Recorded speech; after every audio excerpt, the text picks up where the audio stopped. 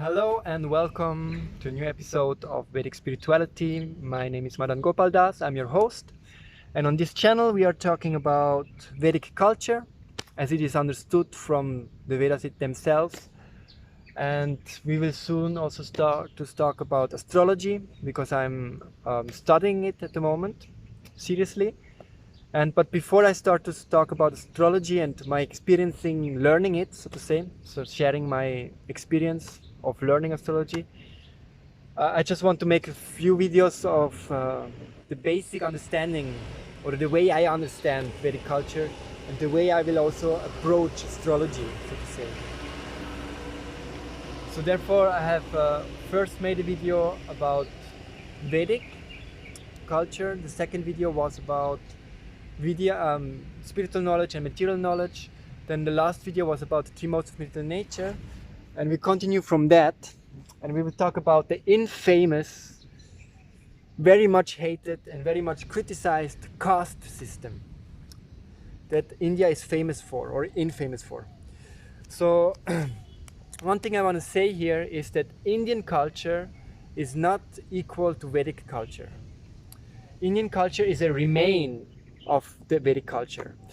I'm very much convinced, and we will talk about this also in later videos, is that Vedic culture is the very basic culture of the human society. And not too long ago, I believe that, or there is also strong evidences for that the whole world was living under Vedic culture. And according to the Vedas themselves, 5,000 years ago, the whole world was unified under one supreme emperor who was staying in Delhi, in Hastinapur. And he made sure that all living entities, all living entities, but especially all the humans, they're following the principles of Vedic culture.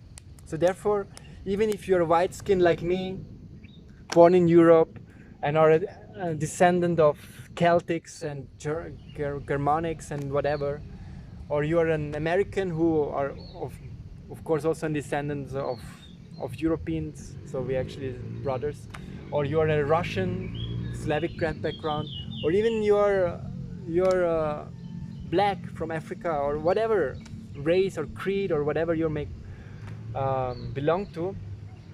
But Vedic culture is our basic, and all our cultures that we may seem are more close to us than Vedic cultures are actually adaptations or offsprings of Vedic culture. So therefore I think this is a very, very relevant topic, Vedic spirituality and Vedic culture, Vedic knowledge. And it is, I believe it is the true rightful inheritance of all of us. Whatever you may come from China, you might come from South America, you might come from North America, you might come from Europe, from Africa, from Australia, from wherever you are. I believe Vedic culture and Vedic knowledge is the rightful inheritance, the rightful knowledge of us. Yeah, so having that said, we will talk about the original meaning of the infamous caste system. And that is one verse in the Bhagavad Gita, I will put it in the description. It says, cātur-varṇyaṁ mayā sṛṣṭaṁ guṇa-karma-vibhāgaśaḥ. So this is cātur-varṇyaṁ. Varnam is the Sanskrit word for the castes, and varnam also means color. And there are four types, and they are mam sṛṣṭaṁ. They are created by me, by Krishna. So Krishna, the supreme, the original source of all existence, the supreme consciousness, the manifester of this world, he says, I have created these four divisions of human society. And how they are divided? By guna and karma. So by guna, that is by quality, and karma, activity. Guna and karma-vibhāgaśaḥ. So they are divided by their qualities they have, by their characteristics, by their character, by their traits, and karma by what they're doing. So since this is inherent in the creation, Since the Creator says, I have done it, so it's inherent in the creation. Since it is inherent in the creation, even societies that say we are not caste systems, like a Western society, you will find caste system is there, because you cannot go against the creation, because creation is what it is. So therefore, also in the modern society, or Western society, you will find these divisions. So what are the divisions? That is Brahmana, that is like priestly caste, and they are influenced by Sattva Guna. Let's take another color. Let's make it beautiful and take another color. Here we go, here we go. Sattva Guna. Oh, anyway. So they are influenced by Sattva Guna. If you don't know what is Sattva Guna, then go to the last video on this channel. Then the Kshatriyas, they are influenced by the Raja Guna. The mode of passion. This is the mode of goodness, mode of passion. Then the Vaishyas, also this is priestly caste, this is the priests, and teachers, priests, teachers. Kshatriyas, they are the administrators, the kings, also the warriors, policemen, they are Kshatriyas. They are influenced by the Rajaguna. Then the Vaishyas, they're the businessmen, and also in Vedic society they're the one who take care of the farming. So they are influenced by a mix of Rajaguna and Tamaguna. Then the Shudras, they are a working class. They are primarily in the Tamaguna. So these are not, of course, not pure, but they're always a mixtures, no? So, but we'll come to that. So the Shudras, they are working class. So we can see also in the modern society, there are people, they're inclined to knowledge, they have an academic nature, they go study, they become professors. So they are, naturally they are different from the one who is just a carpenter. We are not saying someone is bad and worse. This is not the place. This is not the meaning of it. But they are different. The carpenter and the professor, they're of different nature and they're of different activities. The professor, he reads and writes and teaches and lectures, and the carpenter, he uses his hand and his physical abilities to take care of wood and build a house. So, and a businessman who builds up a business, who manages employees and so on, he is of course different from an employee. He has different type of nature. He has the nature to venture and not just do as it's told. He wants to do from himself something. He just doesn't want to have a boss who dictates him, and he does different things. So a businessman, a Vaishya, is naturally, by his activities and by his nature, different from an employee. The employer is different from the employee. And then a Kshatriya is one who goes for politics, the one who becomes a president or even a policeman or whatever. They're also different in their nature and activities from a businessman, different from a teacher, different from a worker. So these 4 types of divisions, they're natural and they will happen naturally. Even in the Soviet Union, they say that only the Shudras should rule all of them, and all should be same.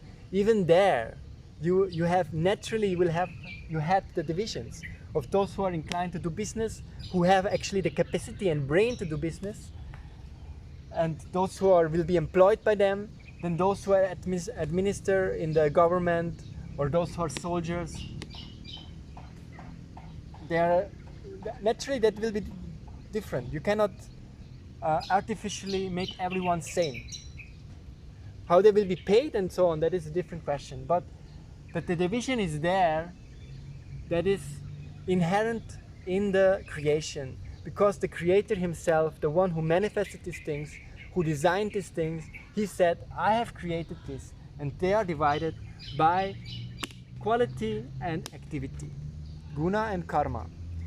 Cātur-varṇyaṁ mayā sṛṣṭaṁ guṇa-karma-vibhāgaśaḥ. So that is the caste system.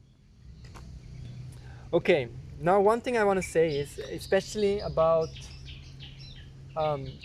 original Vedic society and what Brahmana is. So that is one point I want to make, I want to raise. And that is, of course, if someone is inclined, now in the modern world, let's somewhere born in modern India or born in Europe or America or whatever.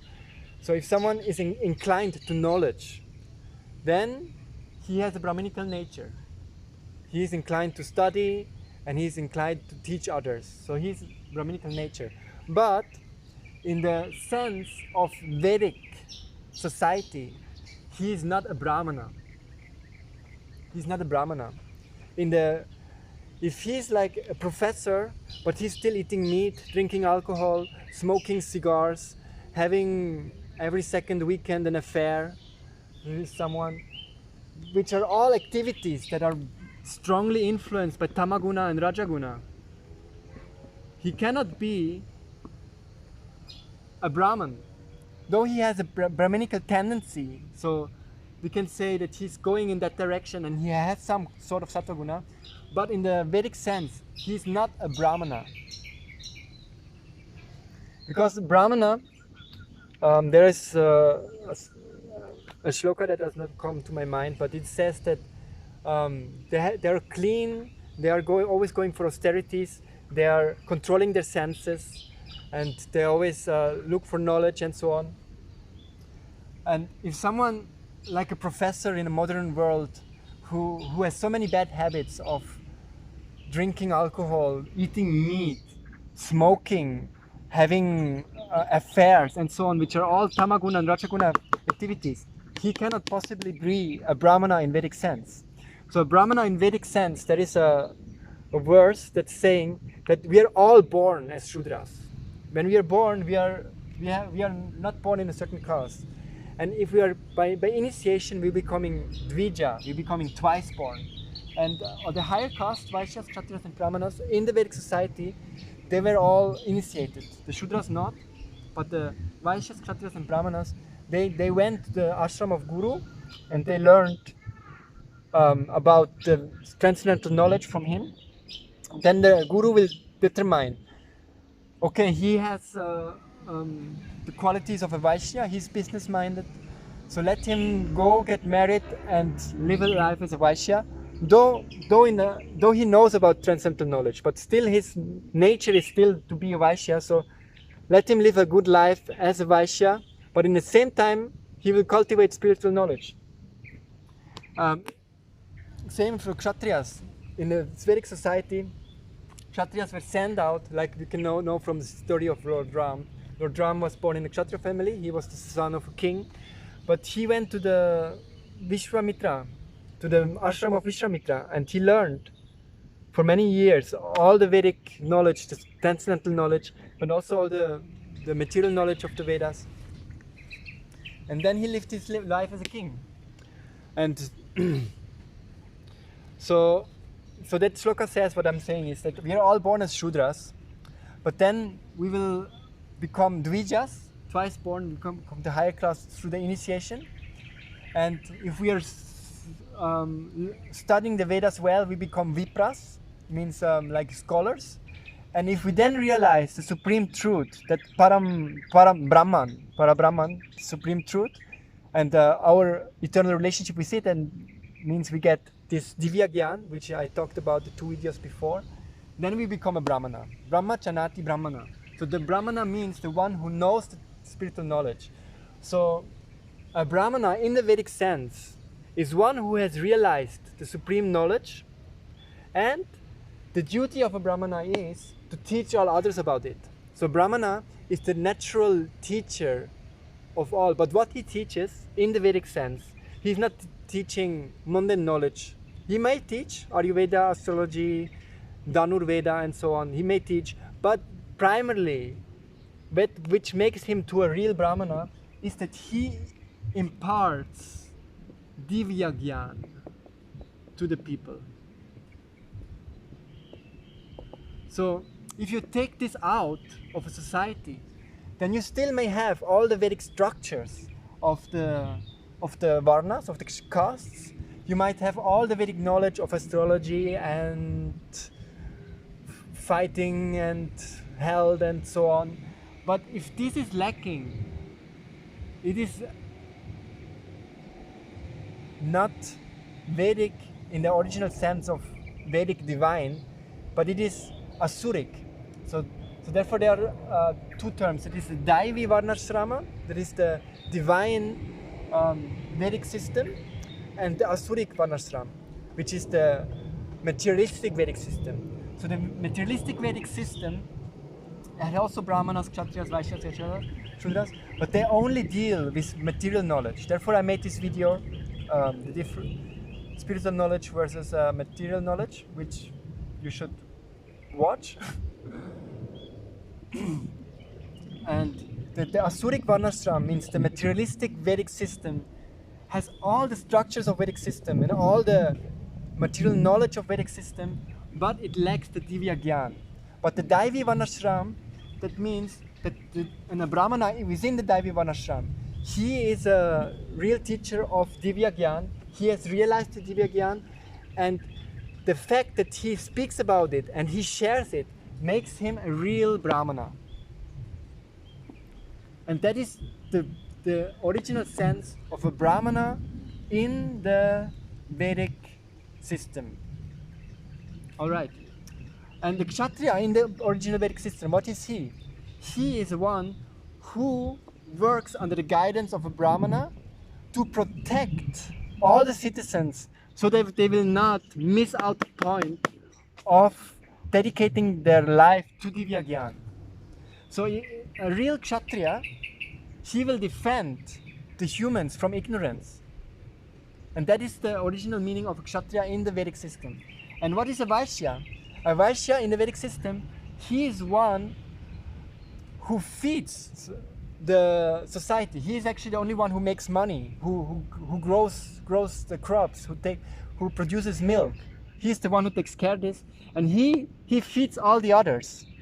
He gives taxes so the Kshatriyas can distribute it to everyone. He gives donations to the Brahmanas and maintains them, and he employs the Shudras and maintains them. For what reason? So that all are healthy, happy and prosperous and have a peaceful mind in order to dedicate their life to Divya Gyan and make their human life successful by moving towards the spiritual goal and spiritual emancipation and realizing their eternal self, identity as an Atma, and their relationship to Paramatma, God. So the Vedic society, the Vedic Varnashram system, has always in its core this Divya Gyan. So the Brahmanas, they're the one who have it and imparts it and guides everyone with the aim that everyone dedicates their life to that. The Kshatriyas, they protect everyone from ignorance, so they will not just waste their life with the zeros and zeros and zeros of the material knowledge, though it is also Vedic, but anyway, makes it anyway. And the Vaishyas, they're feeding everyone so that everyone is happy and healthy in order to do this. And the Shudras, they are getting all the benefits by serving the other classes. They will serve the Kshatriyas, who will protect them in return and blesses them. They serve the Brahmanas, who in return blesses them and protects them from ignorance and brings them to the right path. They're serving the Vaishyas, who in return maintains them. And in this way, everyone leads the life on the basis of this Divya Gyan. And that is the Daivi Varnashram Dharma. That is the divine Vedic system of society. Okay, but then there is the Asuric Vedic system of society. That means it has all the structures of that, but the very soul and the very heart and the very juice, this Divya Gyan, is not there. Then it will be still Vedic in a sense, but it is Asuric Vedic. It is Asuric Varnashram Dharma. In the Daivi Varnashram Dharma, everyone works together in order to please Hari Toshanam, to please the Supreme Lord. Everyone works together to cultivate this Divya Gyan, to develop this pure love, which is meant for the object of love, which is the Supreme Lord, Krishna. So therefore the Devi Varnashram Dharma purpose is Hari Toshanam. And everyone works together. In the Asuric, you will not have the Divya Gyan, you will not have the spiritual inclination, and thus all the structures are still there, but the heart is missing. And it's all about the Brahmanas will look for their own fame and name and prosperity. The Kshatriyas will just look for power. The Vaishyas will just be greedy for the money. The Shudras, they will just want to have their paycheck and their beer and their McDonald's at the end of the day. So in astrological terms, we have always this like all the earth signs are Vaishya signs, like Taurus, Virgo and Capricorn, they're Vaishyas from caste. Then the fire signs are Kshatriya from caste, the water signs are Brahmanas from caste, and so on.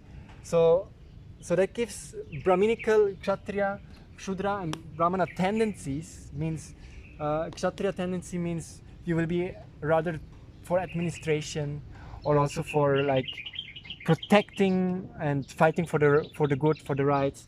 Vaishya, you will be rather for entrepreneurship and so on. Shudra, you're just for serving others, being an employee. So these tendencies are there. But the original Varnashram system, the caste system, the meaning is this one, what I had told.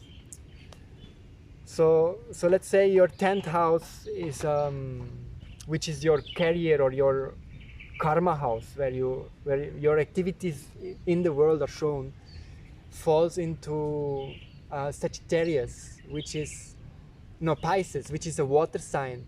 So that means you have Brahminical tendencies, but that doesn't mean that you're a Brahmana. A Brahmana is one who realized the absolute truth through initiation, through studying the Vedas, through a pure living in Sattva Guna without being entangled with bad habits in Tama and Raja Guna. That doesn't mean that you're a Brahmana, but you're Brahminical means you might be a teacher. You might be like to study and so on. You might, and so on, yeah, whatever. Okay, this was my point I wanted to make about the infamous caste system, and also of the original meanings of what is a Brahmana, what is a Kshatriya, what is a Vaishya, what is a Shudra. All right, nice. Thank you for listening. Please subscribe. Please hit the notification bell. Otherwise, the subscription doesn't value much because you will not be notified when I upload a video. And thumbs up as always. Share it with your friends. Yeah, if you have someone who is Brahminically inclined and wants to learn, who has some kind of Sattva Guna and can appreciate this type of knowledge, please share it to them, and also share it to the other ones. At least I get a click. Anyway, however, it was nice talking to you, and see you in the next video.